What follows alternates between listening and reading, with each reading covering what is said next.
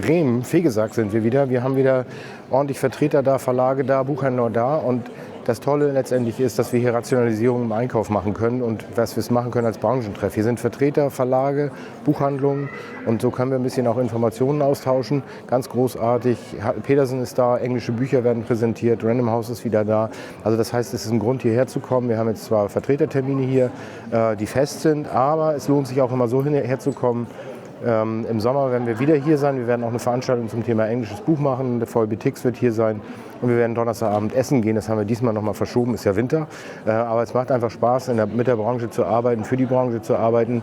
Und das ist eben ein Format, das man hier sehen kann, wie wir rational einkaufen können, wie wir Prozessoptimierung betreiben können und wie die Branche, ich würde mal sagen, einfach noch mal weiter bestehen kann. Und wir können uns kennenlernen und ein bisschen feiern. In diesem Sinne, kommen Sie vorbei, wenn es nächstes Mal wieder heißt Einkaufstage in Bremen-Fegesack. Das ist der 18. und 19. Juni.